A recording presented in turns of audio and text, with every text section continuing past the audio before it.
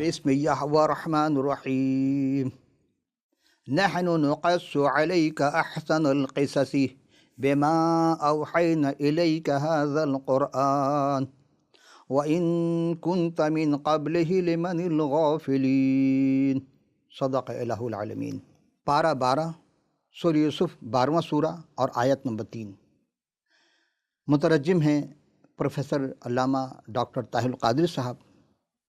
ترجمہ کچھ یوں ہے: اے حبیب، ہم آپ سے ایک بہترین قصہ بیان کرتے ہیں اس قرآن کے ذریعے جسے ہم نے آپ کی طرف وحی کیا ہے، اگرچہ آپ اس سے قبل اس قصے سے بے خبر تھے. تمام حمد و ستائش اس خالق اکبر، مالک کون و مکان، منتظم کائنات، پروردگار عالم کے لیے ہے، جس نے اپنی صورت و شبیہ پر انسان کی تخلیق کی. اسی کے حضور شکر گزاری کے ساتھ دست بدعا ہیں کہ میرے پیارے پروردگار، آج آپ کی بخشی ہوئی توفیقات سے حقیق عرفان کے ایک نیا پروگرام کا آغاز کر رہے ہیں، اور آج ہمیں قوت علم و عرفان عطا کیجیے تاکہ ناظرین اور ہم سب کو روحانی برکات سے معموری حاصل ہو. آپ ہی کے مقدس نام کو جلال دیتے ہوئے اب مبارکباد کہتے ہیں، آمین. حقیق عرفان میں آپ تمام حاضرین اور سامعین خدمت میں سلام اور خوش آمدید. عزیزاً، قصص الانبیاء بہت ساری کتابیں لکھی گئیں. انہی کتابوں سے چند سوالات اور کہ لکھنے کا مقصد کیا تھا. تو پہلا سوال ہم پیش کریں گے کہ اس کتاب قصص الانبیاء کو لکھنے کی ضرورت کیوں پیش آئی. آئیے اس کے لیے ہم سوال کے ساتھ ساتھ جواب بھی دیتے چلیں گے. تو پہلا سوال یہ ہے کہ اس کتاب کو لکھنے کی ضرورت کیوں پیش آئی. کہتے ہیں کہ قرآن شریف میں جتنے بھی انبیاء مرسلین علیہ السلام کے اسماء مبارکہ ہیں وہ تسلسل کے ساتھ نہیں ہیں، یا جن انبیاء کے نام سے صورت ہیں ان میں بھی کوئی خاص تفصیل ہے ہی نہیں، یا یہ کہ ان صورتوں یا آیات سے ان کی مکمل حیات طیبہ نہیں ملتی. تو انبیاء علیہ السلام سے والہانہ عقیدت کے پیش نظر یہ کتاب بعنوان قصص الانبیاء تحریر کی گئی، اور تمام باتوں کے تفصیل سے تو شاید گفتگو کا موقع نہ ملے، لیکن کچھ نہ کچھ سیر حاصل گفتگو کرتے رہیں گے. دوسرا سوال یہ ہے کہ یہ کتاب سب سے پہلے کس نے، کب اور کہاں اور کس زبان میں تحریر کی. تو کہتے ہیں کہ قصص الانبیاء یا پیغمبروں کی کہانی قرآن شریف کے مختلف تفاسیر، احادیث مبارکہ اور دیگر اسلامی کتب سے ماخوذ ان کے ادبیات سے لیے گئے ہیں. ایک انوکھی کتاب جس کا نام تھا عوائس المجالس فی قصص الانبیاء کے نام سے سب سے پہلے فارسی زبان کے ایک بہت مشہور و معروف مصنف ابو اسحاق ابن ابراہیم ثعلبی نیشاپوری نے 11ویں صدی عیسوی میں یعنی 1035 عیسوی اور 5ویں صدی ہجری یعنی 427 ہجری میں عربی زبان میں اس وقت کے علماء اور طلباء کے لیے ضرورت کو منظر رکھتے ہوئے تحریر کی تھی. تیسرا سوال یہ ہے کہ دوسری بار کس نے، کب اور کہاں لکھی. تو اس کا جواب یہ ہے کہ محمد الکسائی نے 12ویں صدی عیسوی میں یعنی 6ٹھی صدی ہجری میں تحریر کی تھی. اور تیسری چوتھی بار کس نے، کب، کہاں اور کب لکھی. تو تالیف ہیں اس کے حافظ عماد الدین ابو الفدا اسماعیل ابن کثیر دمشقی کی کتاب بدایت النہایہ، جو کہ تقریباً 12 جلد پر مشتمل تھی. تو اس کی جو جلد اول اور دوم ہے اس باب سے ماخذ کیا گیا جس میں حضرت انبیاء علیہ السلام کی حالات طیبہ پر مشتمل تھی. چونکہ تاریخی اعتبار سے یہ مجموع عوام اہل اسلام کے لیے مفید ہے، اس لیے اسے الگ کر کے یعنی بالکل علیحدہ ترجمہ کر کے شائع کیا گیا. اور اس کے مترجم میں الفقیر قادری ابو صالح محمد فیض احمد اویسی رضوی غفر اللہ نے اپنی کتاب میں بعنوان قصص الانبیاء کے صفحہ 19 پر تمہید اور مقدمہ میں لکھتے ہیں کہ یہ ابن تیمیہ کے شاگرد تھے. کون؟ ابن کثیر. اور ابن تیمیہ جسے اس کے دور میں علماء عرب و عجم نے اسلام میں ایک بڑا فتنہ قرار دیا تھا. اسی مسئلے کے مناظر یعنی اس لیے مسئلے پہ ایک مناظرہ ہوا، اور انہوں نے کہا کہ گنبد خضرا یعنی روضہ رسول صلی اللہ علیہ وسلم کی زیارت کے سفر کا یعنی ارادہ کر کے کوئی چلے تو وہ حرام قرار دیا اس نے، کہ کوئی ارادہ کر کے مدینہ کی طرف نہ جائے. بالآخر حکومت وقت نے ابن تیمیہ کو جیل میں ڈال دیا، اور اسی سے یعنی اسی جیل میں انتقال ہوا. آگے حافظ ابن کثیر کے بارے میں عرض ہے کہ یہ شخص ابن تیمیہ کے عقائد و مسائل کی اشاعت میں سر کی بازی لگاتا تھا، اور اس نے اسی کے عشق میں زندگی بسر کی، یہاں تک کہ اس کے ساتھ ہی دفن ہوا۔ ابن تیمیہ کی گمراہی تو مشہور ہے کہ یہاں تک اوائل کے دیوبندی فرقہ کے اکثر فضلاء بھی اسے گمراہ مانتے ہیں۔ چوتھا سوال یہ تھا کہ اب تک اس کتاب میں کتنی زبانوں میں اس کا ترجمہ ہوا ہے؟ تو عربی، فارسی، انگلش، بنگالی اور دیگر زبانوں میں اس کا ترجمہ کیا جا چکا ہے۔ پانچواں سوال ہے کہ اس کتاب یعنی قصص الانبیاء کے عنوان سے حقیقی عرفان کے پروگرام کے ذریعے آپ سے گفتگو کرنے کا ہمارا مقصد کیا ہے؟ یہاں سے ہم آغاز کر رہے ہیں۔ اس پروگرام میں اصل مقصد یہ ہے کہ نئی نسل کو درست رہنمائی پہنچانا، یعنی درست سمت کی جانب ان کی رہنمائی کرنا۔ ہمارے بعض احباب کہتے ہیں قصص الانبیاء جتنے بھی انبیاء کے نام شامل ہیں ان سے متعلق ایسی سی باتیں درج کر دی گئی ہیں کہ جس کا ذکر قرآن شریف میں بھی کہیں نہیں ہے۔ اور جب ہم نے اپنی نوجوانی میں طالب علم کا زمانہ تھا جب ہمارا، تو اس زمانے جب سوالات کرتے تھے تو بعض احباب سے ایسے افراد جو بتاتے تھے، یعنی ان بزرگوں کے پاس میں جب سوالات لے کر جاتا تھا جواب نہیں دیتے تھے، تو تین باتیں پیش آتی تھیں۔ پہلی بات، یا تو وہ بہت غصے میں آ جاتے تھے، غصہ ضبط نہیں کر پاتے تھے، تو کہتے کہ وہ کھسیانے انداز میں ہنستے اور کہتے کہ ابھی تم بچے ہو، جب بڑے ہوگے تو تمہاری سمجھ میں آ جائے گی، جاؤ خدا تمہیں سمجھ عطا کرے، وغیرہ وغیرہ۔ اور بعض ایسے تھے کہ وہ غصے میں آ کر گھٹتے بھی تھے اور کہتے تھے کہ سوال کرنا گناہ ہے۔ میرا ذہن یہ تھا کہ طالب علم کو سوال نہ کرے تو پھر کیسے گناہ ہو سکتا ہے؟ سوال ہی تو ہے جو اس کے جواب سے مطمئن کرے گا، اس کے ایمان اور اعمال میں اضافہ کرے گا اور خدا تک رسائی حاصل ہوگی اور انبیاء علیہ السلام سے محبت بھی ہوگی۔ اور ایسے بعض جو ہے صرف قرآن شریف پڑھو اور نماز پڑھو، تو بعض تھپڑ رسید کرتے تھے۔ غصہ تو آتا تھا کہ بھئی کیسے بزرگ ہیں جو سوال کے جواب نہیں دیتے تھے، وہ دوسرا جواب دینا پسند کرتے تھے۔ خدا کا شکر ہے کہ جب میں اس عمر میں پہنچا اور تحقیق کرتا رہا اور یہ کہہ کر کہ خدا سے دعا کرتا رہا کہ اب ہر سوال کے جواب جو ہم اپنے زمانے میں کرتے تھے آج آپ سے بھی کہہ کے آپ کریں، ہم جواب دیں گے، لیکن غصہ تعصب سے نہیں بلکہ پیار سے، محبت سے، احترام سے۔ یہاں ہم آپ کو ذرا پہلے سوال سے ربط دیتے ہوئے اپنی گفتگو کو آگے بڑھائیں گے کہ قرآن شریف میں جتنے بھی انبیاء علیہ السلام کے اسماء مبارکہ آئے ہیں وہ تسلسل کے ساتھ نہیں ہیں، یا جن انبیاء کے نام سے سورت ہے جیسے سورہ یوسف ہے، سورہ ابراہیم ہے، وغیرہ وغیرہ، تو ان میں بھی کوئی خاص تفصیل نہیں ہے، یا یہ تو ان صورتوں اور آیات میں ان کی مکمل حیات طیبہ نہیں ملتی۔ اور آج بھی بچوں کے ذہن میں وہی سوال آتے ہیں جو کبھی ہمارے ذہن میں آتے تھے۔ تو بہت سے ایسے حضرات بھی ہیں جو بگ بینگ اور ڈارون اور دیگر نظریات اور اصولوں کو تو مانتے ہیں، جو خدا وحدہ لا شریک پر ایمان تو نہیں رکھتے، اور وہ قرآن شریف اور دیگر مقدسہ پر یعنی صحیفہ آسمانی پر بھی اعتراض کرتے رہتے ہیں، جو آگے چل کر باتیں ہوں گی۔ الحمدللہ ہم خدا تعالیٰ کے لاکھ لاکھ شکر گزار ہیں کہ اس نے ہمیں دولت ایمان سے نوازا، ہمیں مومن ہونے کا شرف بخشا۔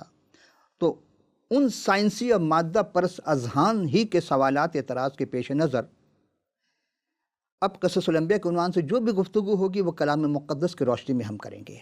قرآن شریف پارہ 24 سورہ غافر، سورہ مومنین 40واں سورہ ہے، آیت 53 اور 54 میں ہے کہ اور بے شک ہم نے موسیٰ علیہ السلام کو کتاب ہدایت عطا کی اور ہم نے ان کے بعد بنی اسرائیل کو اس کتاب کا وارث بنایا۔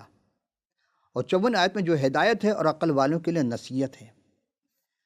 اسی طرح دیکھتے ہیں اس کتاب میں قصص الانبیاء کے عنوان سے جو ہماری گفتگو آپ سے ہو رہی ہے، یعنی اس پروگرام میں آپ سے گفتگو کا ہمارا مقصد کیا ہے، یعنی کیوں ہم پیش کرنا چاہتے ہیں، یہ تو آپ جان ہی گئے کہ ان تمام باتوں کے تفصیل سے تو شاید ہم گفتگو نہ کر پائیں، لیکن آج بھی اسکول، کالجز اور یونیورسٹی تک کے ہمارے جو بہت سارے بچے ہیں ان کے ذہن میں سوال پیدا ہوتے ہیں، تو ان سائنسی اور مادہ پرست اذہان سے متاثر ہو کر وہ اصل خالق کائنات سے دور ہوتے جا رہے ہیں۔ انہیں درست رہنمائی کے لیے درست دلائل کے ساتھ علم فراہم کرنے کی ضرورت ہے، کیونکہ آج کے دور میں ہر چیز کو سائنسی اصول اور ضوابط اور تجربات کی روشنی میں پرکھا اور سمجھا اور قبول کیا جاتا ہے۔ مادہ پرست ذہن ہی کے ملے جلے سوالات اعتراض کو آپ تمام ناظرین کی خدمت پیش کر دیں گے، لیکن کس طرح کے سوالات کرتے ہیں اور ہمارے نوجوان نسل کے ذہن رب تعالیٰ کے مد مقابل اصل خالق کائنات سے رخ موڑ کر عارضی خالقین کے جانب رخ کر دیتے ہیں، یعنی خود کو خالق منواتے ہیں لیکن جو اصل خالق ہے اس کے مخالف ہیں، یا سرے سے خدا تعالیٰ کے واحد اور حقیقی خالق نہ ماننے کا اقرار۔ یہ سبب کیا ہے؟ آئی عزیزم، آج بھی خود کو بہت چھوٹا سا ایک ادنا سے طالب علم، آج ہم بھی یہی عرض کرتے ہیں کہ حضور والا قدم قدم پر ابلیس کے حملے ہوتے رہتے ہیں، اس کی چالوں سے کوئی نہیں بچ سکا سوائے ایک ہستی کے، یعنی یسوع المسیح سلام علیہ کے۔ آج کے سائنس جدید ٹیکنالوجی کے ذریعے بہت سی سہولتیں میسر ہیں، لیکن ہمارے نوجوانوں کے پاس اتنا وقت نہیں کہ وہ اپنی دینی معلومات کو درست کرنے کے لیے وہ ذرائع کا استعمال کریں، یعنی کتب خانہ، لائبریری سے استفادہ حاصل کریں، کیونکہ وقت نہیں نکال سکتے، اور جو کتب خانے کا لائبریری ہے اس کا ٹائم ایسا ہے کہ ان کے پاس وقت نہیں ہے، اور بہت سے کتب خانے تو بند کر دیے گئے کیونکہ میڈیا کی وجہ سے لوگوں کی دلچسپی کتب سے ختم ہوتی جا رہی ہیں۔ خود اپنے قیام گاہ میں مطالعہ کو وقت دیں، یہ بھی نہیں کر سکتے۔ بہت سی سہولتیں میسر ہیں تو ان کتب کا اوراق گردانی یعنی مطالعہ کہاں سے کریں، کیونکہ بہت سی قدیم اور ضخیم کتب بھی نایاب ہو چکی ہیں، اور اگر خوش قسمتی سے مل بھی جائیں تو پھر اس کا ترجمے کا مسئلہ ہے، اور اگر ترجمہ مل جائے تو پھر کیسے پتہ چلے کہ جو تالیف نے یا مترجم نے، ان حضرات نے کہاں سے اپنے ذاتی عقائد کو اس میں فروغ دیا ہے اور حقیقت کو چھوڑ کر روایت پرستی کو جنم دیا، گویا اپنے نام و نمود کی خاطر اپنی مرضی سے یعنی ترمیم کی زحمت اٹھائی۔ اور شاعر مشرق علامہ ڈاکٹر محمد اقبال رحمۃ اللہ علیہ کی جو کتاب ہے ساقی نامہ، ایک غزل پیش کیا انہیں کہ مسلمان ہے توحید میں گرم جوش، مگر دل ابھی تک ہے زنار پوش، تمدن تصوف شریعت کلام، بتان عجم کے پجاری تمام، حقیقت خرافات میں کھو گئی، یہ امت روایات میں کھو گئی۔ اور دوسری طرف اگر علماء کی بات کرتے ہیں تو اس پر انہوں نے لکھا کہ علماء ہمارے کیا فرماتے ہیں، لباتا ہے دل کو کلام خطاب، مگر لذت شوق سے بے نصیب، لباتا ہے دل کو کلام خطیب، مگر لذت شوق سے بے نصیب، یعنی خطیب تو اپنے کلام سے بہت کچھ کہتا ہے لیکن وہ خود لذت سے ناشنا ہے، اور پھر بیاں اس کا منطق سے الجھا ہوا، لغت کے بکھیڑوں میں الجھا ہوا۔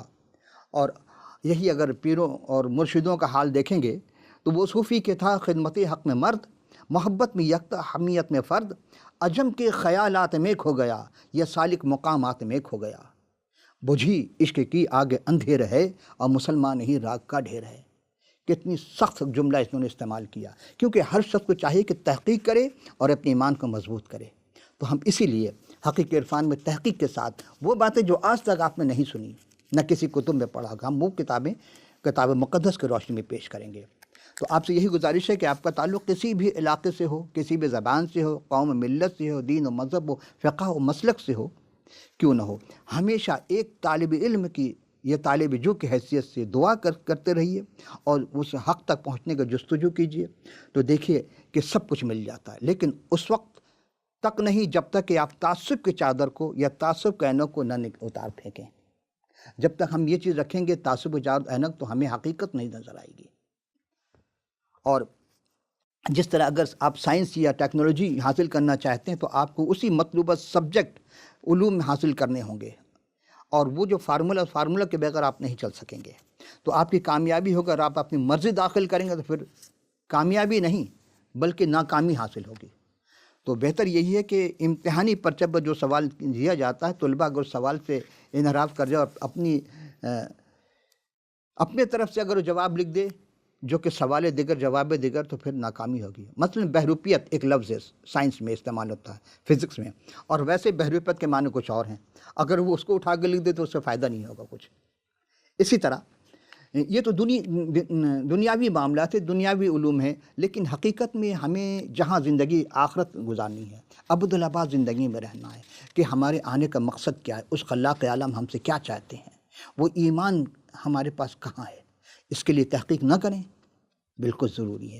تو حقیقی عرفان میں ہمارا مقصد بھی یہی ہے کہ حقانیت کے پیش نظر کہ جب تک حق سمجھ میں نہیں آتا اس وقت تک عرفان حاصل نہیں ہوتا، اور اس وقت تک جستجو کرتے رہنا ہے۔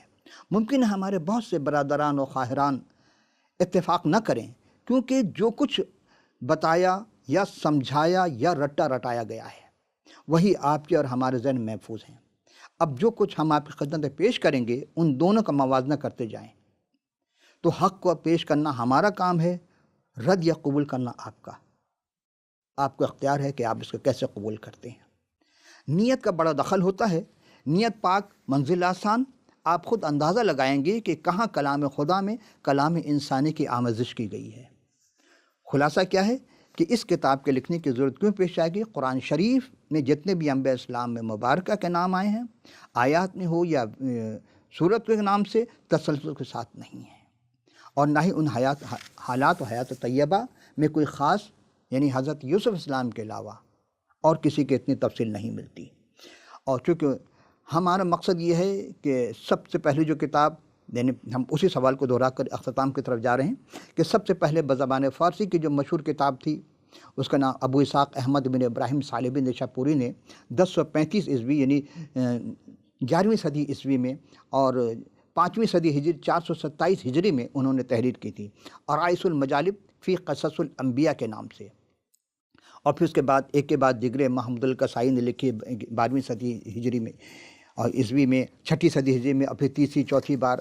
تو اب حافظ عماد الدین اسماعیل ابن کثیر دمشقی کی کتاب بدایت النہایہ سے جو ہم نے اخذ کیا تھا، اور یہی کتاب ہم لے کے چلیں گے۔ جوان نسل کے رب اللہ تعالیٰ سے مد مقابل کے اصل خالق کائنات کون ہے اس کو سمجھیں، اپنے وجود کو سمجھ جائیں گے تو خالق سمجھ میں آ جائے گا۔ مادہ پرست ذہن اپنے وجود کا انکار کرتا ہے، اسی لیے خالق کا بھی انکار کرتا ہے۔ وہ کہتا ہے ہر چیز مادے سے بنی ہے، انسانی جسم تو ہے لیکن روح مادے سے نہیں بنی ہے۔ اور یعنی خالق کو منوانا ہے، آپ خود مانیں گے کہ ہاں خالق کون ہے ہمارا۔ اس کتاب یعنی قصص الانبیاء کے عنوان سے ہمارا جو مقصد یہ کہنا ہے کہ آپ اپنے علمی ذوق کو منظر رکھتے ہوئے اس پروگرام کو ضرور دیکھیے اور سوالات کیجیے کہ ہم اس میں انبیاء اسلام کے حالات و واقعات جو اس سے پہلے آپ نے کبھی نہیں سنا، توریت مقدس، صحف الانبیاء، زبور مزامیر، انجیل جلیل اور قرآن شریف اور تواریخ سے ماخذ عنقریب آپ کی خدمت میں پیش کریں گے۔ مقصد کیا تھا؟ یعنی گفتگو کرنے کا ہمارا مقصد کیا تھا جو ہم نے شروع میں کہا؟ اس پروگرام کا اصل مقصد یہ ہے کہ نئی نسل کو حقیقی رب تعالیٰ کے عرفان اور ایقان کی منزل تک پہنچنے میں درست رہنمائی کرنا۔ اور اسکول، کالج یا یونیورسٹیز کے جو ہمارے بچے ہیں یا بچیاں ہیں، ان کے جو سائنسی سوالات آتے ہیں یا جو مادہ پرست ذہن جن کو دہریہ کہا جاتا ہے، اب بڑے زور شور سے وہ کام کر رہے ہیں، وہ سرے سے خدا تعالیٰ کا انکار کر رہے ہیں، تو ان کے زیر اثر جو متاثر ہو کر اصل خالق کے کائنات کے سے دور ہوتے جا رہے ہیں، تو درست رہنمائی سے درست دلائل کے ساتھ علم فراہم کرنے کی ضرورت ہے، کیونکہ آج کے دور میں ہر چیز کو سائنسی اصول اور ضوابط کے تجربات کی روشنی میں پرکھا اور سمجھا اور قبول کیا جا رہا ہے، اور قدم قدم پر ابلیس جو ہے وہ زور شور سے اپنا حملہ کر رہا ہے۔ اس کی پوری جو کابینہ، پوری جو پارٹی ہے ابلیس کی، وہ ہر جگہ اپنا کام انجام دے رہی ہے۔ تو اب اس زمانے میں ہمیں یہ دیکھنا ہے کہ ہم 2 چینل کام کر رہے ہیں، ایک رحمان کا اور ایک شیطان کا۔ ہم کس کے چینل پہ کو دیکھنا چاہتے ہیں؟ اگر ہمیں آخرت کی زندگی میں وہ جسے جنت کہتے ہیں یا فردوس کہتے ہیں اور خدا کا دیدار کرنا چاہتے ہیں، تو ہمیں اس رحمان والے چینل پہ چلنا ہوگا، شیطان والے چینل پہ نہیں، کیونکہ شیطان، اس کی چال سے کوئی نہیں بچ سکا۔ تو وہ ہیں حضرت مسیح سلام علینا،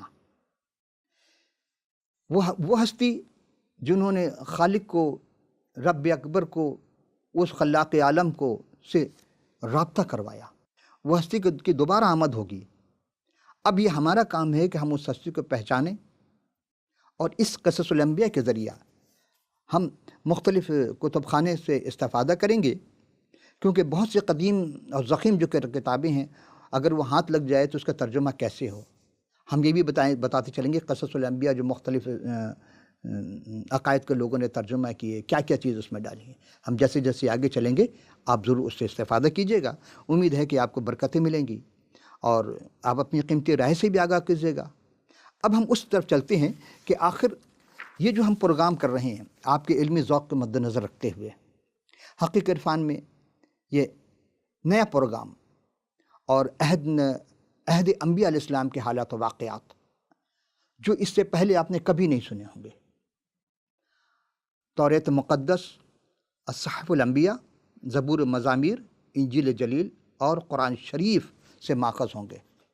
عنقریب آپ کی پیش نظر، یعنی آپ کی خدمت ہم جو پیش کرنے جا رہے ہیں، کیونکہ جیسے جیسے وقت ہم آگے چلیں گے تو آپ کو اندازہ ہوگا کہ ہم جو تسلسل، ہمیں قصص الانبیاء میں انبیاء علیہ السلام کے نام ہیں، ہم اس کو بھی لیں گے، اور ساتھ ساتھ ہم یہ بتائیں گے یہ کتنے یہ جو انبیاء علیہ السلام کی عمر مبارک وہ بھی ہم آپ کی خدمت پیش کریں گے، جو روایت نہیں بلکہ کلام الہی سے ماخذ ہوں گے وہ، اور آپ کو ان انبیاء کے نام کو ہی پتہ چل جائے گا جو آج تک آپ نے نہیں سنے۔ قصص الانبیاء میں جو انبیاء علیہ السلام کے حیات طیبہ پیش کیے گئے ہیں اس میں روایت پرستی کو فروغ دیا گیا ہے، اور علامہ اقبال کی وہ بات کہ حقیقت خرافات میں کھو گئی، یہ امت روایات میں کھو گئی۔ روایات ایک الگ چیز ہے، وہ انسان کی اپنی ذہن کے آمیزش ہے، لیکن کتاب مقدس میں انسانی ذہن داخل نہیں ہے، جیسے جس کو وحی کہتے ہیں آپ عام زبان میں۔ خدا خالق کائنات وہ رب العالمین خود انبیاء اسلام سے کہتے ہیں کہ یہ لکھو، تو وہ لکھی گئی، وہ تحریر کی گئی۔ اور سب سے پہلے جو ہم کتاب پیش کریں گے وہ حضرت موسیٰ کلیم اللہ، جو پروردگار عالم سے کلام کیا کرتے تھے، ان کے ذریعہ جو ہمیں کتاب ملی ہے۔ کہا گیا تھا بچپن میں کہ چاروں کتابوں پہ ایمان لانا ضروری ہے، توریت، زبور، انجیل اور قرآن شریف۔ ہم صرف قرآن شریف پڑھتے ہیں، باقی تین کتابیں کیوں نہیں پڑھتے؟ کیا ہمارے پاس نہیں ہے؟ اگر آپ کے پاس توریت اور صحائف انبیاء اور زبور شریف یا انجیل جلیل نہیں ہے تو آپ ہمیں ضرور خط لکھیے گا، یا ایس ایم ایس کے ذریعہ۔ اسکرین پر بہت ساری چیزیں آپ کو ملیں گی، ویب سائٹ ملیں گی آپ کو، اسکائپ ہے یا ای میل ایڈریس ہے، ٹیلی فون ہے، آپ جو بھی آپ کو اویلیبل ہو آپ ہمیں ضرور اس کے ذریعے مطلع کیجیے، اپنا مکمل ایڈریس بھیجیے تاکہ ہم کتاب مقدس آپ کی خدمت پیش کر سکیں۔ اور یہ جب ہم قصص الانبیاء سنیے اور اس کتاب سے بھی مطالعہ کیجیے، دیکھیے آپ کے پاس علمی ذخائر کیسے آتے ہیں۔ انبیاء علیہ السلام کی محبت ہی ہے جو کہ آپ کو وہاں تک پہنچائے گی۔ اور ہم پوری کوشش ہماری یہ ہوگی کہ اس پروگرام کے ذریعہ جتنی بھی ہمارے پاس قصص الانبیاء کی کتابیں ہیں ان میں سے چیزیں پیش کریں گے۔ آپ خود حیران ہو جائیں گے کہ چونکہ مطالعہ نہیں ہے، آپ خود حیران ہوں گے کیسی کیسی چیزیں داخل کی گئی انبیاء علیہ السلام کی شان میں جو حقیقت نہیں ہے۔ اگر آپ غور کریں گے وہ لفظ میں نہیں کہنا چاہتا، آپ خود اپنی زبان سے کہہ دیں گے کیا بات ہو گئی ہے۔ اور ہم آغاز کریں گے اس میں کہ پہلے تو ہم یہ بتائیں گے کہ ہاں اگلی نشست میں کہ ڈارون اور دوسرے جو نظریات کے لوگ تھے انہوں نے کیا کیا، اور ابھی ہم انبیاء کا آغاز نہیں کر رہے ہیں، ابھی ہم مقصد پیش کر رہے ہیں کہ ہاں کیوں لکھی گئی، کہ اور کون کون سے لوگ شامل تھے اس میں، کیا کیا گیا۔ ہم آدم اسلام کو جب قصہ پیش کریں گے وہاں سے ہم اصل آپ کو لے کے چلیں گے اور ہم آئیں گے آخر تک۔ تو اب کیا چیز ہے کہ سب سے پہلے ہم کوشش یہ کریں کہ آسان زبان میں آپ کو سمجھا سکیں، آسان زبان میں پیش کر سکیں، کہ جو بھاری بھرکم الفاظ کے ساتھ بھاری بھرکم کتابیں لکھ دی گئی لیکن اس سے کوئی فائدہ نہ حاصل ہو سکا، اور وہ جو ذہن میں ایک بات ڈالی گئی کہ جی تحریف ہو گئی یا ترمیم ہو گئی یا رد و بدل کر دی گئی، آپ قرآن ہی سے استفادہ کریں گے کہ ہاں واقعی تحریف اگر ہو گئی تو یہ باتیں کہاں سے آئی؟ کیا کوئی خدا کے کلام میں تحریف کر سکتا ہے؟ یا آپ خود سوچے، کیا اسے آخرت کا خوف نہیں؟ اور جس نے کیا ہے اور جو کرتا جا رہا ہے وہ کون لوگ ہیں، اور جو نہیں کر رہے ہیں وہ کون لوگ ہیں؟ یہ بھی ہم آپ کو بتاتے چلیں گے۔ یعنی ہر وہ بات جو ہم دونوں نظریے پیش کریں گے کہ یہ لکھا گیا اور یہ نہیں ہے، تو اصل کیا چیز ہوگی ہمارے سامنے؟ اصل چیز یہ ہے کہ عزیزم کہ سب سے پہلے ہمیں اس یقین کے ساتھ کہ خدا کے کلام میں کوئی تبدیل نہیں کر سکتا، خدا لا کلمۃ اللہ تبدیلا، اس کے کلام میں کوئی تبدیلی نہیں ہو سکتی۔ کیا سورج کے نکلنے میں تبدیلی ہو گئی ہے کہ سورج مشرق سے نہیں نکل رہا ہے اور وہ مغرب سے نکل رہا ہے؟ ایسا نہیں ہے۔ کیا زمین جو کہ گردش ہے اس میں تبدیلی آ گئی، وہ اینٹی کلاک وائز گھومنا شروع کر دی زمین؟ یہ بھی نہیں۔ کیا ستارے اپنے مقامات تبدیل کر چکے؟ وہ بھی نہیں۔ تو جب کائنات کو ہم غور کرتے ہیں، کیا ہم جو فصل بوتے ہیں کیا وہ فصل نہیں اگتے، یا وہ فصل ہم نہیں کاٹتے؟ جو بوتے ہیں تو گندم کاٹتے ہیں؟ نہیں، ایسا نہیں ہے۔ چاول اگر بوئیں گے تو کیا ہم باجرہ کاٹیں گے؟ ہم انگور بوئیں گے تو کیا لوکی نکالیں گے اس میں؟ نہیں، کوئی تبدیلی نہیں ہو رہی ہے۔ تو جب کائنات میں خدا کی بنائی ہوئی چیز میں کوئی تبدیلی نہیں ہو رہی تو اس کے کلام میں کیسے تبدیلی ہوگی؟ مانتا ہوں کچھ لوگ آئے جنہوں نے ترجمے میں تبدیلی کرنے کی کوشش کی، وہ ہم یہ بھی دکھائیں گے آپ کو۔ اصل مقصد کہنے کا یہ ہے کہ آپ پہلے یقین کر لیں کہ کلام خدا میں کوئی تبدیلی نہیں کر سکتا۔ جو کرے گا وہ رب کا پیروکار نہیں ہوگا، کسی اور کا تو ہو سکتا ہے۔ چونکہ رب سے جو ڈرتا ہے کہ ہمیں اس کے حضور حاضر ہونا ہے، تو پھر وہ یہ کام نہیں کر سکتا۔ تو اب قصص جمع ہے قصے کا جمع ہے قصص، اور انبیاء نبی کی جمع ہے۔ یہ آپ آسان ہم لے کے چلیں گے، اور یہ بھی بتاتے چلیں گے کہ ہاں ہم اس کے ذریعہ کتنا استفادہ حاصل کر سکتے ہیں، آپ خود کتنا استفادہ حاصل کرنا چاہتے ہیں۔ پھر غور کیجئے، کہنے کا مقصد یہ ہے کہ جب آپ یہ قصص الانبیاء سنیں گے تو آپ کے ذہن میں سوالات خود بخود ابھریں گے۔ آپ تحریک کر لیجئے، ہمیں ای میل کے ذریعہ یا اسکائپ کے ذریعہ جو آپ کو سہولت ہو ضرور کیجئے گا، تاکہ آپ کے ذہن کے ابھرے ہوئے سوالات، یہ سوال جو آئیں آپ کے ذہن میں، اسے دبائیے نہیں۔ دیکھیے، کہنے کا مقصد یہ ہے کہ سوال کو وہاں دبایا جائے تو جہاں علم نہ ہو، جہاں اندھیرا ہوگا وہاں دبا دیا جائے گا، جہاں روشنی ہوگی وہاں چیز ضائع ہو جائے گی۔ یہی کہنا کہ علم جو ہے وہ روشنی ہے، اور علم کے ذریعے ہم ایمان حاصل کر سکتے ہیں۔ تو ہم آپ کی خدمت عالیہ میں پھر عرض کر دیں کہ ضرور دیکھیے، خود بھی دیکھیے، اپنے احباب سے بھی کہیے، اور کتاب مقدس اگر آپ کے پاس نہیں ہے تو آپ ہمیں ای میل کیجیے گا، ہم آپ کی خدمت میں یعنی مکمل ایڈریس بھیجیے گا، ہم آپ کی خدمت میں ارسال کر دیں گے۔ تو ہم اگلی نشست میں جب دوبارہ آئیں گے تو اس یقین کے ساتھ کہ آپ کے سوالات آئیں، اور ہمیں جواب دینے میں بڑی خوشی ہوگی، کیونکہ یہاں غصے سے نہیں، پیار سے، محبت سے، خلوص سے یہ سوالات کے جوابات دیے جاتے ہیں۔ آئندہ نشست میں پھر حاضر ہوں گے۔ اب دامت میں گنجائش نہ رہی تو اس وقت اجازت، خدا حافظ و ناصر۔